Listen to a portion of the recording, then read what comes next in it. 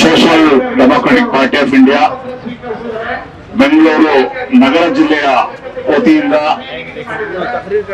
ಶಾಸಕರೇ ಮಾತಾಡಿ ಎಂಬುವಂತ ಈ ಒಂದು ಪ್ರತಿಭಟನೆಯಲ್ಲಿ ಉಪಸ್ಥಿತರಿರುವಂತಹ ನಮ್ಮ ರಾಷ್ಟ್ರೀಯ ಸಮಿತಿಯ ಸದಸ್ಯರಾದಂತಹ ಡಾಕ್ಟರ್ ಮೆಹಬೂಬಾ ಶರೀಫ್ ಅವರೇ, ರಾಜ್ಯ ಪ್ರಧಾನ ಕಾರ್ಯದರ್ಶಿ ಅಫ್ಸರ್ ಪಳ್ಳಿಪೇಟೆ ಅವರೇ, ಬೆಂಗಳೂರು ಜಿಲ್ಲಾಧ್ಯಕ್ಷರಾದಂತಹ ಮೆಹಬೂಬ್ ಅವರೇ, ಬೆಂಗಳೂರು ನಗರದ ಎಲ್ಲ ಪದಾಧಿಕಾರಿಗಳೇ, ವುಮೆನ್ ಇಂಡಿಯಾ ಮೂವ್ಮೆಂಟ್ ನ ಎಲ್ಲ ಸಹೋದರಿಯರೇ, ಪತ್ರಕರ್ತ ಮಿತ್ರರೇ,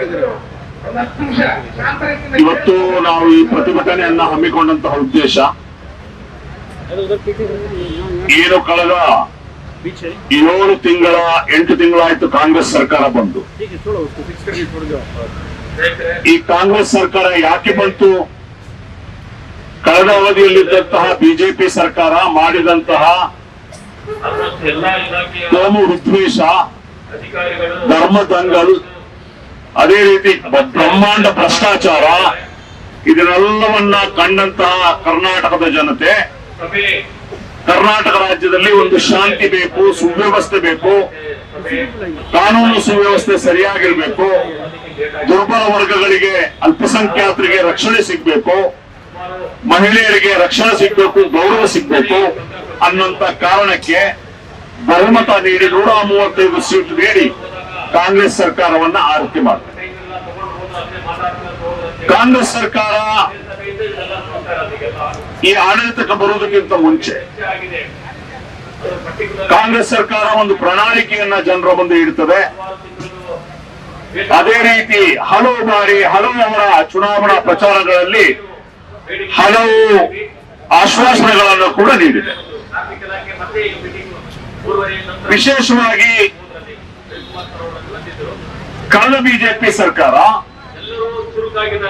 ಮುಸಲ್ಮಾನರಿಗೆ 30 ವರ್ಷಗಳಿಂದ ಲಭ್ಯವಿದ್ದಂತಹ 2B ರಿಸರ್ವೇಶನ್, 4% ರಿಸರ್ವೇಶನ್ ಏನಿತ್ತು, ಅದನ್ನ ಒಂದು ಸಂಪುಟ ಸಭೆಯ ಮೂಲಕ ಕಿತ್ತು ಹಾಕಿದಾಗ ಅವತ್ತು ಕಾಂಗ್ರೆಸ್ ಸರ್ಕಾರದ ಪ್ರತಿಪಕ್ಷದಲ್ಲಿದ್ದಂತಹ ನೇತಾರರು ಸಿದ್ದರಾಮಯ್ಯನವರು, ಡಿ ಕೆ ಶಿವಕುಮಾರ್ ಎಲ್ಲರೂ ಕೂಡ ಒಂದು ಆಶ್ವಾಸನೆಯನ್ನ ಕೊಟ್ಟಿದ್ರು.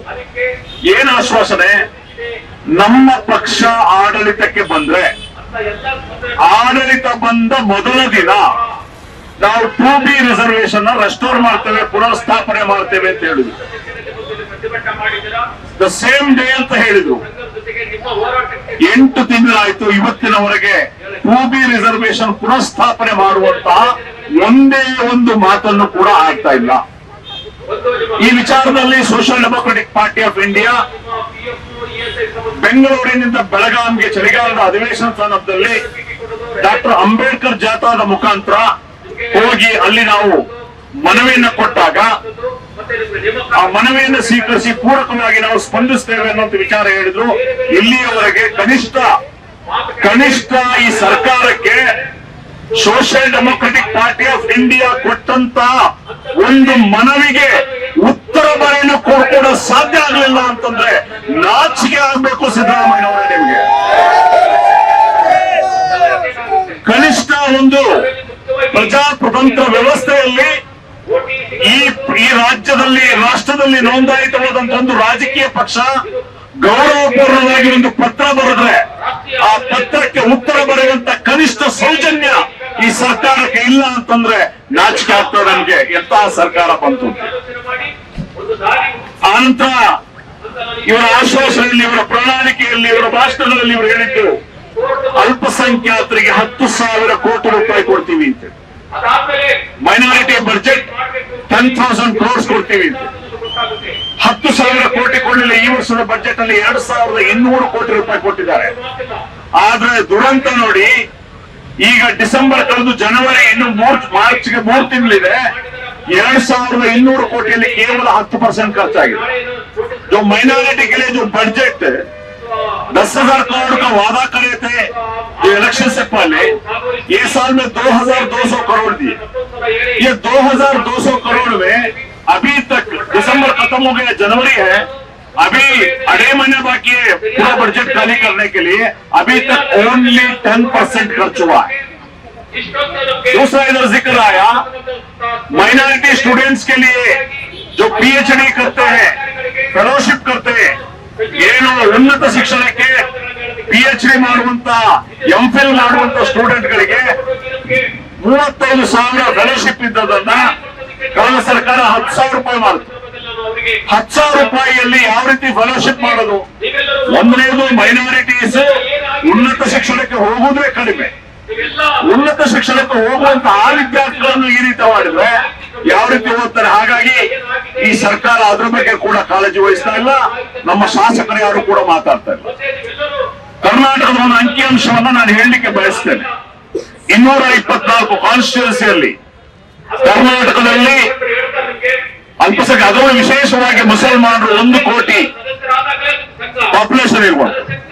ಈ 1 ಕೋಟಿಯಲ್ಲಿ ಮತದಾರರು 70 ಲಕ್ಷ. ಈ 70 ಲಕ್ಷ ಮತದಾರರು ಪ್ರತಿಯೊಂದು ವಿಧಾನಸಭಾ ಕ್ಷೇತ್ರದಲ್ಲೂ ಇದ್ದಾರೆ. 224 ವಿಧಾನಸಭಾ ಕ್ಷೇತ್ರದಲ್ಲೂ ಇದ್ದಾರೆ. 5% ನಿಂದ ಹಿಡಿದು 60% ವರೆಗೆ ಇದ್ದಾರೆ. ಎಲ್ಲ ಶಾಸಕರು, ವಿಶೇಷವಾಗಿ ಜಾತ್ಯತೀತ ಪಕ್ಷಗಳ ಶಾಸಕರು, ಅದು JDS ಶಾಸಕರು ಇರ್ಬೋದು, ಕಾಂಗ್ರೆಸ್ ಶಾಸಕರು ಇರ್ಬೋದು, ಮುಸಲ್ಮಾನರ ಮತ ಪಡೆದಿಲ್ಲ ಅಂತ ಹೇಳಿ ಧೈರ್ಯವಾಗಿ ಹೇಳಲಿಕ್ಕೆ ಯಾರಿಗೂ ಸಾಧ್ಯ ಇಲ್ಲ. ಅಂತವರು ಇವತ್ತು ಮುಸಲ್ಮಾನರಿಗೆ ಅನ್ಯಾಯವಾದಾಗ ಅದನ್ನ ಪ್ರಶ್ನೆ ಮಾಡ್ಲಿಕ್ಕೆ ಒಬ್ಬನೇ ಒಬ್ಬ ಶಾಸಕ ಇವತ್ತು ಇಲ್ಲ ಅಂತ ಹೇಳಿದ್ರೆ ಬಹಳ ಬೇಸರ ಆಗ್ತದೆ. ನಮ್ಮ ಮತಗಳನ್ನು ಪಡೆದ ನೀವು ಯಾಕೆ ಮಾತಾಡ್ತಾ ಇಲ್ಲ ಅನ್ನೋದು.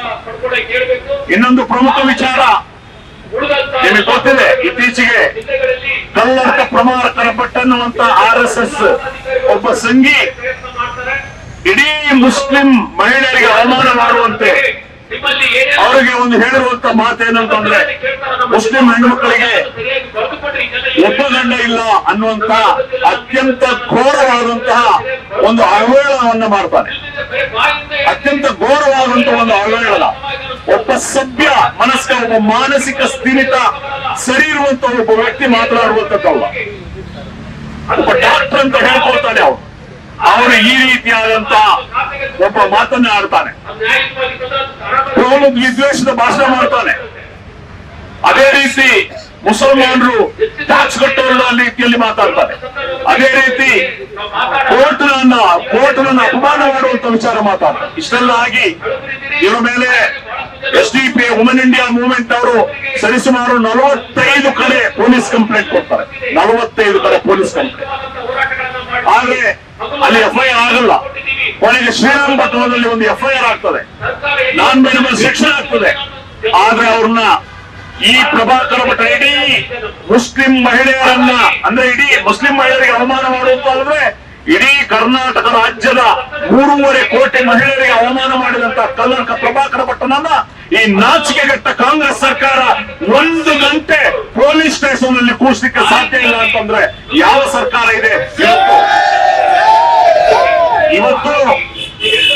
ಇವತ್ತು ಕಾಂಗ್ರೆಸ್ ಒಬ್ಬ ಶಾಸಕ, ಕಾಂಗ್ರೆಸ್ ಒಬ್ಬ ವಿಧಾನ ಪರಿಷತ್ ಸದಸ್ಯ ಇವತ್ತು ಕೇಳಿದ್ದಾರೆ. ಕಾಂಗ್ರೆಸ್ ಶಾಸಕರೇ ಇವತ್ತು ಪ್ರಶ್ನೆ ಮಾಡಿದ್ದಾರೆ. ಏನು ಗೊತ್ತಾ, ಇಲ್ಲಿ ಬಿಜೆಪಿ ಸರ್ಕಾರ ಇದೆಯಾ, ಇಲ್ಲಿ ಕಾಂಗ್ರೆಸ್ ಸರ್ಕಾರ ಇದೆಯಾ, RSS ಸರ್ಕಾರ ಇದೆಯಾ ಅಂತ ಹೇಳಿ ನಾವ್ ಹೇಳ್ತಾ ಇಲ್ಲ ಸ್ವಾಮಿ. ಇವತ್ತು ಒಬ್ಬ ಕಾಂಗ್ರೆಸ್ ಶಾಸಕನೇ ಕೇಳಿರುವಂತ RSS ಕಾಂಗ್ರೆಸ್ ಸರ್ಕಾರವನ್ನ RSS ನಿಯಂತ್ರಿಸುತ್ತಿದೆ ಎನ್ನುವ ಒಂದು ಆರೋಪವನ್ನು, ಬಹಿರಂಗವಾದ ಒಂದು ಆರೋಪವನ್ನ ನಾನು ಕಾಂಗ್ರೆಸ್ ಸರ್ಕಾರಕ್ಕೆ ಹೇಳ್ತೇನೆ. ಇದಕ್ಕೆ ಉತ್ತರ ಕೊಡ್ಲಿಕ್ಕೆ ನಿಮ್ಗೆ ಸಾಧ್ಯ ಇದೆಯಾ? ಮೊನ್ನೆ ಅನಂತ್ ಕುಮಾರ್ ಹೆಗಡೆ ಎನ್ನುವಂತ ಒಬ್ಬ ಮೆಂಬರ್ ಆಫ್ ಪಾರ್ಲಿಮೆಂಟ್ ಅವರು ಮಾತಾಡ್ತಾರೆ. ಏನ್ ಮಾತಾಡ್ತಾರೆ ಅಂತಂದ್ರೆ, ತುಂಬಾ ಅಸಹ್ಯವಾಗಿ ಮಾತಾಡಿ ನಾವು ಇಲ್ಲಿ ಮಸೀದಿಗಳನ್ನು ಹೊಡಿತೀವಿ, ಭಟ್ಕಳದ ಒಂದು ಪಳ್ಳಿಯನ್ನು ನಾವು ಹೊಡಿತೀವಿ, ಎಲ್ಲ ಪಳ್ಳಿಯನ್ನು ಶ್ರೀರಂಗಪಟ್ಟಣದ ಪಳ್ಳಿಯನ್ನು ಹೊಡಿತೀವಿ ಅಂತ ಹೇಳಿದ್ರೆ, ನಿಮ್ಗೆ ತಾಕತ್ತಿದ್ರೆ ಅನಂತ್ ಕುಮಾರ್ ಬಹಿರಂಗವಾಗಿ ಚಾಲೆಂಜ್ ಮಾಡ್ತಾನೆ. ನಿನಗೆ ತಾಕತ್ತಿದ್ರೆ ನೀವು ಒಬ್ಬರೇ ಬಂದು ಒಂದು ಇಟ್ಟಿಗೆಯನ್ನು ಹುಟ್ಟಿರೋದು, ಆಗ ಏನಾಗ್ತದೆ ಅಂತ ನಾವು ಹೇಳ್ತೀವಿ.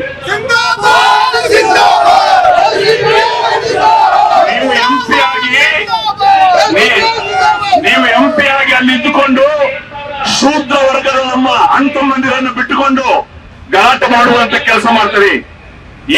ಈ ದೇಶದಲ್ಲಿ ಬಾಬ್ರಿ ಮಸೀದ್ ಪ್ರಥಮ ಮತ್ತು ಕೊನೆ ಈ ದೇಶದಲ್ಲಿ ಎಸ್ಡಿಪಿ ಇರುವವರೆಗೆ ಯಾವುದೇ ದೇವಸ್ಥಾನವನ್ನ, ಯಾವುದೇ ಮಂದಿರವನ್ನ, ಯಾವುದೇ ಮಸೀದಿಯನ್ನ, ಯಾವುದೇ ಚರ್ಚ್ ಅನ್ನ, ಯಾವುದೇ ಗುಡಿಯನ್ನ ಒಡೆಯಲಿಕ್ಕೆ ನಾವು ಬಿಡೋದಿಲ್ಲ ಅನ್ನುವಂತ ಘಂಟಾಘೋಷವಾಗಿ ಹೇಳ್ತಾನೆ, ಚಾಲೆಂಜ್ ಮಾಡ್ತಾನೆ ಅನಂತ್ ಕುಮಾರ್ ಅವರು.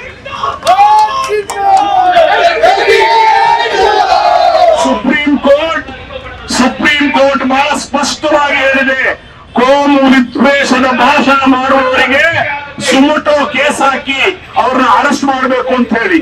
ಆದ್ರೆ ಅನಂತ್ ಕುಮಾರನ್ನ 1 ಗಂಟೆ ಬಂಧಿಸಲಿಕ್ಕೆ ಇಲ್ಲಿನ ಪೊಲೀಸ್ ವ್ಯವಸ್ಥೆಗೆ ಸಾಧ್ಯ ಆಗ್ಲಿಲ್ಲ. ನಾಚಿಕೆ ಆಗ್ತದೆ ನಮ್ಗೆ. ಅದೇ ಅಲ್ಪಸಂಖ್ಯಾತರಾದ್ರೆ ನೀವು ಯೋಚನೆ ಮಾಡಿ, ಸಿದ್ದರಾಮಯ್ಯ ಅವರೇ, ಟಿ.ಕೆ. ಶಿವಕುಮಾರ್ ಅವರೇ, ಇದೇ ಮಾತನ್ನು ಒಬ್ಬ ಮುಸಲ್ಮಾನ ಏನಾದ್ರೂ ಹೇಳಿದ್ರೆ, ಒಬ್ಬ ಕ್ರೈಸ್ತ ಏನಾದ್ರೂ ಹೇಳಿದ್ರೆ ಈ ರಾಜ್ಯದಲ್ಲಿ, ಈ ದೇಶದಲ್ಲಿ ಏನಾಗ್ತಾ ಇತ್ತು? ಅಂದ್ರೆ ನಿಮಗೆ ತಾಕತ್ತಿಲ್ಲ, ಇಂಥ ಕೋಮು ವಿದ್ವೇಷಗಳನ್ನ ಬಂಧಿಸಲಿಕ್ಕೆ ನಿಮಗೆ ತಾಕತ್ತಿಲ್ಲ. ಮಾನ್ಯ ಸಿದ್ದರಾಮಯ್ಯನವರಿಗೆ ಮಾಧ್ಯಮದ ಮೂಲಕ ನೇರ ಪ್ರಶ್ನೆ ಕೇಳ್ತಾನೆ ಮಾನ್ಯ ಸಿದ್ದರಾಮಯ್ಯನವರೇ. 2018 ಚುನಾವಣೆಯಲ್ಲಿ ಮಂಗಳೂರಿನಲ್ಲಿ ಚುನಾವಣಾ ಪ್ರಚಾರ ಭಾಷಣ ಮಾಡ್ತಾ ನೀವು ಹೇಳಿದ್ರಿ, ನಾವು ಅಧಿಕಾರಕ್ಕೆ ಬಂದ್ರೆ ಕಲ್ಲಡ್ಕ ಪ್ರಭಾಕರ್ ಭಟ್ರನ್ನ ಬಂಧಿಸ್ತೇವೆ ಅಂತ ಹೇಳಿದ್ರಿ ನೀವು. ಅವರ ಮೇಲೆ FIR, ನಾನ್ ಬೇಲಬಲ್ ವಾರಂಟ್ ಆದಂತ FIR ಗಳಾದ್ರೂ ಕೂಡ 1 ಗಂಟೆ ಬಂಧಿಸಲಿಕ್ಕೆ ಸಾಧ್ಯ ಆಗ್ಲಿಲ್ಲವೇ? ನಿಮ್ಮದೇ ಅಡ್ವೊಕೇಟ್ ಕೋರ್ಟ್ ನಲ್ಲಿ ಹೇಳ್ತಾರೆ, ನಿಮ್ಮ ಸರ್ಕಾರ ನೇಮಿಸಿದ ಸರ್ಕಾರಿ ವಕೀಲ ಅಭಿಯೋಜಕರು ಹೇಳ್ತಾರೆ, ನಾವು ಕರ್ನಾಟಕದ ಭಟ್ರನ್ನ ಬಂಧಿಸುವುದಿಲ್ಲ ಅಂತ ಹೇಳ್ತೀರಿ. ನಾಚಿಕೆ ಆಗಲ್ವೇನ್ರಿ ನಿಮ್ಗೆ? ಇನ್ನು ಶ್ರೀರಂಗಪಟ್ಟಣದಲ್ಲಿ ಕರ್ನಾಟಕ ಪ್ರಭಾಕರ್ ಭಟ್ಟರಿಗೆ ನಿರೀಕ್ಷಾ ಜಾಮೀನು ಕೊಡಿಸಿದ್ದು कांग्रेस मुखंड एडवोकेट, जो श्रीरंगपट्टन में जो एंटिसिपेटरी बेल दिलाया कलरकर प्रभाकर को कौन मालूम है? कांग्रेस का लीडर एडवोकेट। मैं पूछना चाहता हूँ भाई, इज्जत के साथ मैं पूछना चाहता हूँ, हमारे उलेमाए किराम, हमारे जो भी जिम्मेदार, तंजीमों के जिम्मेदार, जो लोग इलेक्शन का टाइम में पूरे मोहल्ले में, मस्जिदों में, गांवों में मुत्तहिदा महाज वाले वो लोग, ये लोग सब जाके ये लोगों को वोट लेकर तुम्हें वोट डाले ना, हमें भी डाले, तुम ना भी हमें इज्जत करे। हमें इज्जत के साथ पूछता हूँ, गलत नहीं समझना हमारे बातों को, बहुत दर्द के साथ हम बोलना चाहते हैं। हमारे औरत, हमारे माँ बहनों को ऊपर इतना बड़ा गलत बयान किया, उसके बाद उसको आधा घंटे में जेल में बिठाने नहीं हुआ। कोई उलमा, कोई जिम्मेदार, मुत्तहिदा महाज वाले, कोई महाज वाले जो कांग्रेस को टाम करके वोट कराए, पूछे क्या आप लोग? क्वेश्चन करें क्या? पूछे क्या आप लोग? बहुत रेस्पेक्ट के साथ, इज्जत के साथ पूछना चाहता हूँ। ये हालत है। उसके बाद जो अनंत कुमार जो बोला, अनंत कुमार हेगड़े, उसको 1 घंटे को स्टेशन में नहीं बिठा सके। ये लोगों को बेल मिल जाता है। केजे हंडी, डीजे हंडी का बारे में क्या बोले थे? केजे हंडी, डीजे हंडी के नाटक बात बोले थे। बहुत सारे इनोसेंट लोग हैं जेल में, उनको रिहा करते हैं। बोला था आप लोग रिहा करे, उसके बावजूद आप लोग क्या करें? केजे हंडी, डीजे हंडी ಘಟನೆಯಲ್ಲಿ ಆ ಗೋಲಿಬಾರ್ ಸಂದರ್ಭದಲ್ಲಿ ಏನು ಮ್ಯಾಜಿಸ್ಟ್ರೇಟ್ ತನಿಖೆ ಇತ್ತು, ಆ ಮ್ಯಾಜಿಸ್ಟ್ರೇಟ್ ತನಿಖೆಯನ್ನ ಬಿಜೆಪಿ ಮಾಡಿಸಿದ್ದು, RSS ಮಾಡಿಸಿದ್ದು. ಆ ಮ್ಯಾಜಿಸ್ಟ್ರೇಟ್ ತನಿಖೆಯನ್ನ ಕಾಂಗ್ರೆಸ್ ಸರ್ಕಾರ ಒಪ್ಪಿಕೊಳ್ಳುತ್ತೆ. ಇವತ್ತು ಸ್ವತಂತ್ರ ಏನು ಸಿಟಿಜನ್ಸ್ ಫೋರಂನವರು ಬಹಳ ಸ್ಪಷ್ಟವಾಗಿ ಫ್ಯಾಕ್ಟ್ ಫೈಂಡಿಂಗ್ ಮಾಡಿ ಆ ಏನು ಗೋಲಿಬಾರ್ನಲ್ಲಿ ತೀರ್ಕೊಂಡಿದ್ದು ಅಮಾಯಕರು ಅಂತ ಹೇಳಿದ ಸಂದರ್ಭದಲ್ಲೂ ಕೂಡ ಇವತ್ತು ಅದನ್ನ ಮರೆಮಾಚಿ ಬಿಜೆಪಿ RSS ಮಾಡಿಸಿದ ಮ್ಯಾಜಿಸ್ಟ್ರೇಟ್ ತನಿಖೆಯನ್ನ ನೀವು ಅಕ್ಸೆಪ್ಟ್ ಮಾಡ್ತಿದ್ದೀರಿ. ಇದು ದುರಂತ. ಹಾಗಾಗಿ ನೂರಾರು ಯುವಕರು ಹುಬ್ಬಳ್ಳಿ ಕೇಸ್ನಲ್ಲಿ ಇರ್ಬೋದು, ಡಿಜೆ ಹಳ್ಳಿ ಕೆಜೆ ಇರ್ಬೋದು, ಬೇರೆ ಬೇರೆ ಕೇಸ್ಗಳಲ್ಲಿ ಅಮಾಯಕರು UAPA ಕೇಸು ಬಿಜೆಪಿ ದ್ವೇಷದ ಕಾರಣದಿಂದ ಹಾಕಿದೆ.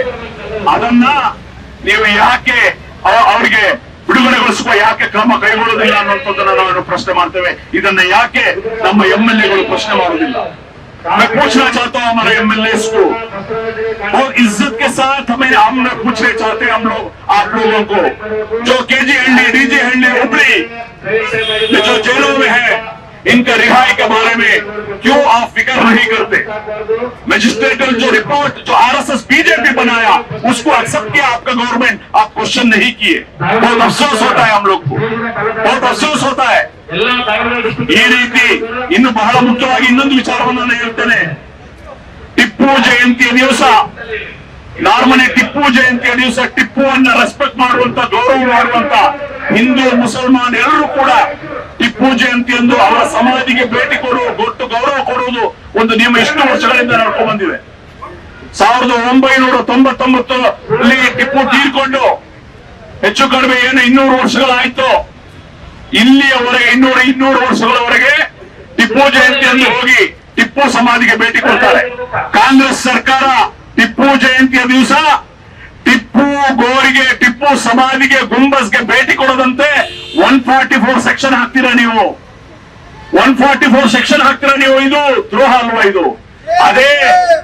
ಅದೇ ಇವತ್ತು ಬಜರಂಗ ದಳದವರು ಸಂಕೀರ್ತನ ಯಾತ್ರೆ ಎಂದ ಹೆಸರಲ್ಲಿ ಏನು ಶ್ರೀರಂಗಪಟ್ಟಣದ ಜಾಮಿಯಾ ಮಸೀದಿಯ ವಿರುದ್ಧ ಡಿಜೆ ಹಾಕಿ ಕೂಗ್ಲಿಕ್ಕೆ, ಅದನ್ನು ನಾವು ಹೊಡಿತೀವಿ ಅಂತ ಹೋಗಿ ಪ್ರಕ್ಷುಬ್ಧವಾಗಿ ನಾವು ಅದನ್ನು ಹೊಡಿತೀವಿ, ಅದು ದೇವಸ್ಥಾನ ಅಂತ ಹೇಳಿದಾಗ ಅಲ್ಲಿ 144 ಸೆಕ್ಷನ್ ಹಾಕ್ಲಿಕ್ಕೆ, ಅದನ್ನ ತಡಿಲಿಕ್ಕೆ ನಿಮಗೆ ತಾಕತ್ತಿಲ್ಲ. ನೀವು ಟಿಪ್ಪು ಜಯಂತಿ ಎಂದು 144 ಸೆಕ್ಷನ್ ಹಾಕ್ತೀರಾ? ಈ ಎಲ್ಲ ಏನು ಮುಸ್ಲಿಂ ವಿರೋಧಿ, ಅಲ್ಪಸಂಖ್ಯಾತ ವಿರೋಧಿ ಧೋರಣೆಗಳಿದ್ದಾವೆ, ಇದನ್ನ ಪ್ರಶ್ನೆ ಮಾಡ್ಲಿಕ್ಕೆ ನಾವು ನಿಂತಿದ್ದೇವೆ. ಇದನ್ನ ನಾವು ಪ್ರಶ್ನೆ ಮಾಡ್ಲಿಕ್ಕೆ ಇವತ್ತು ನಿಂತಿದ್ದೇವೆ. मैं पूछना चाहता हूं, जितने भी हमारे उलमा किराम, हमारे तंजीमें, अलग अलग तंजीमें हैं, इलेक्शन का टाइम में बहुत सारे लोग आते हैं, बहुत सारे आईएएस आईपीएस सब आते हैं कांग्रेस को वोट दिलाने के लिए. मैं पूछना चाहता हूं, इतना भी नाइंसाफी ना खोले कराए, कोई एक आदमी अगर आवाज उठाए क्या? एक एमएलए से बात कर सकते क्या? कराने लिए आप कामयाब हुए क्या? एक तो आप बोलो, एक तो अवाम को बोलो हमारा नाकामयाबी है, नहीं तो ऐसा है बोलकर समझाओ हम लोगों को. क्यों इतना? जो माइनॉरिटी स्टूडेंट के लिए 35,000 था, फेलोशिप 10,000 बनाया, तो 2,200 करोड़ बजट में अभी तक 10% खर्चा नहीं हुआ. इतना सारे नाइंसाफी होने करे, प्रभाकर भट्ट को आधा घंटे में स्टेशन बिठाने को कामयाब नहीं हुए आप लोग. हमारे कितने की हजारों नौजवान जेलों के सड़ रहे 3 साल 5 साल से. ये इतना नाइंसाफी ना हो रहा है, किधर हो रहा है? कांग्रेस हुकूमत में हो रहा है. 92% मुसलमान वोट डाल के तुम लोग को हुकूमत में बिठाए, अभी तक उसको कुछ भी सोल्यूशन नहीं है. 2B रिजर्वेशन के बारे में अभी कल जो इंटरनल जो रिजर्वेशन है SC/ST का, वो उसका रिकमेंडेशन आप सेंट्रल हुकूमत को भेजें. वो किस तरह का भेजे, वो स्टडी करना है, वो अलग बात है, और कम से कम उतना तो रिकमेंडेशन किए. यही आपका 2B रिजर्वेशन के लिए बात नहीं क्यों करते? 2B रिजर्वेशन क्या हुआ बोलो, मुंह ओपन करके बोलो. ಮಾನ್ಯ ಸಿದ್ದರಾಮಯ್ಯ ಅವರಿಗೆ, ಮಾನ್ಯ DK ಶಿವಕುಮಾರ್ ಅವರಿಗೆ, ಮಾನ್ಯ ಎಲ್ಲಾ ಮಂತ್ರಿಗಳಿಗೆ, ಮುಸಲ್ಮಾನರ ಓಟ್ ಪಡೆದ ಎಲ್ಲರಿಗೂ ನಾನು ಕೇಳುವಂತದ್ದು, 2B ರಿಸರ್ವೇಶನ್ ಬಗ್ಗೆ ನಿಮ್ಮ ನಿಲುವು ಏನು ಅಂತೇಳಿ ಸ್ಪಷ್ಟಪಡಿಸಿ. ನೀವೇ ಹೇಳಿದ್ದು ನಿಮ್ಮ ಎಲೆಕ್ಷನ್ ನಲ್ಲಿ ಗೆದ್ದಾಗ, ನಾವು ಗೆದ್ದ ಅದೇ ದಿವಸ 2B ರಿಸರ್ವೇಶನ್ ಅನ್ನು ರೆಸ್ಟೋರ್ ಮಾಡ್ತೀವಿ, ಮರುಸ್ಥಾಪನೆ ಮಾಡ್ತೀವಿ ಅಂತ ನೀವೇ ಹೇಳಿದ್ದು. ಯಾಕೆ ಇವತ್ತು ಒಂದೇ ಒಂದು ಉತ್ತರ ನೀವು ಹೇಳ್ತಾ ಇಲ್ಲ? मैं मीडिया वाले को पूछना चाहता हूं, क्यों आप लोग हमारे MLA को इसके बारे में नहीं पूछते? आप लोग, आप भी जिंदा मिसाल है ना. जो वादा करे थे 2B रिजर्वेशन के बारे में, क्या बोले थे DK Shivkumar? The same day we will restore 2B reservation when our government will come to power. Same day था. कभी पूछा है DK शिवकुमार से मीडिया वाले ಯಾವತ್ತಾದ್ರೂ DK ಶಿವಕುಮಾರ್ ಹತ್ರ ಕೇಳಿದ್ರಾ? ನೀವು ಅವತ್ತು ಹೇಳಿದ್ರಲ್ಲ ಸರ್, ನಿಮ್ ಚುನಾವಣೆ ಅಧಿಕಾರಕ್ಕೆ ಬಂದ್ರೆ ಸೇಮ್ ಡೇ ನಾವು 2B ರಿಸರ್ವೇಶನ್ ರೆಸ್ಟೋರ್ ಮಾಡ್ತೀವಿ ಅಂತ 8 ತಿಂಗಳಾಯ್ತು. ಯಾಕೆ ಅಂತ ಯಾವ್ದಾದ್ರು ಮೀಡಿಯಾ ಕೇಳಿದ್ರಾ? ಯಾವ್ದಾದ್ರು ಮೀಡಿಯಾ ಪ್ರಶ್ನೆ ಮಾಡಿದ್ರಾ? ಮೈನಾರಿಟಿ ಫೆಲೋಶಿಪ್ 35,000 10,000 ಯಾರಾದ್ರೂ ಪ್ರಶ್ನೆ ಮಾಡ್ತೀರಾ ನೀವು? ಒಬ್ಬ MLA ಹತ್ರ ಹೋಗಿ ಪ್ರಶ್ನೆ ಮಾಡೋದಿಲ್ಲ. ಅವ್ರ ಬರ್ತ್ಡೇ ಇದ್ರೆ ಅವ್ರನ್ನ ಬೇಜಾರ್ ತಿಳ್ಕೊಬಾರ್ದು. ನಮ್ಮ ಮೀಡಿಯಾದವರು ಬರ್ತ್ಡೇ ಬಗ್ಗೆ ಪ್ರಚಾರ ಮಾಡ್ತೀರಿ, ಬರ್ತ್ಡೇ ಬಗ್ಗೆ ಪ್ರಚಾರ ಮಾಡ್ತೀರಿ, ಸ್ಟೋರಿ ಮಾಡ್ತೀರಿ ನೀವು. ನಿಜವಾದ ಈ ಅಲ್ಪಸಂಖ್ಯಾತರು, ದಲಿತರು, ಆದಿವಾಸಿಗಳು, ಹಿಂದೂ ವರ್ಗಗಳು ಅದೇ ರೀತಿ ಈಗ ಪ್ರತಿಭಟನೆ ಮಾಡ್ತಾ ಇದ್ದಾರೆ. ಈ ರೀತಿ ಇದ್ದವ್ರದ ವಿಷಯಗಳನ್ನ ಇವತ್ತು ಚರ್ಚೆ ಆಗ್ತಾ ಇಲ್ಲ. ಹಾಗಾಗಿ social democratic party of India ಒಂದು ಜೀವ ಇರುವಂತ ಪಕ್ಷ. एक जिंदा रहने का एक पार्टी तो ನಾವು ಜೀವ ಪರ ಇರುವಂತಹ ಜನಪರ ಇರುವಂತಹ ಒಂದು ವಿರೋಧ ಪಕ್ಷವಾಗಿ ಯಾರು ಮಾತಾಡ್ತಾರೋ ಯಾರು ಮಾತಾಡೋದಿಲ್ಲೋ ಗೊತ್ತಿಲ್ಲ. Social democratic party of India ಇಲ್ಲಿ ಆಗುವಂತ ಎಲ್ಲ ಅನ್ಯಾಯ ಅಕ್ರಮ ದೌರ್ಜನ್ಯಗಳ ಬಗ್ಗೆ ನಾವು ಪ್ರಶ್ನೆ ಮಾಡ್ತೀವಿ. ಯಾವುದೇ ಸರ್ಕಾರ ಇದು ಸರ್ಕಾರದ ಬಗ್ಗೆ, ಮಂತ್ರಿಗಳ ಬಗ್ಗೆ, ಶಾಸಕರ ಬಗ್ಗೆ ಗೌರವ ಇಟ್ಟುಕೊಂಡೆ ನಮ್ಮ ನ್ಯಾಯಬದ್ಧ ಸಂವಿಧಾನಬದ್ಧವಾದಂತಹ ಹಕ್ಕುಗಳನ್ನ ನಾವು ಕೇಳ್ತೇವೆ. ಕನಿಷ್ಠ ಪಕ್ಷ ಸೌಜನ್ಯಕ್ಕಾಗಿ ಆದ್ರೂ ಉತ್ತರ ಕೊಡುವಂತಹ ಒಂದು ಗರಿಷ್ಠ ಸೌಜನ್ಯನನ್ನ ನೀವು ಇಟ್ಕೊಳ್ಳಿ ಅಂತ ಈ ಸಂದರ್ಭದಲ್ಲಿ ತಮಗೆ ಮನವಿಯನ್ನು ಮಾಡ್ತಾ ನನ್ನ ಮಾತನ್ನು ಮುಗಿಸ್ತೇನೆ. ಜೈ ಹಿಂದ್, ಜೈ SDPI.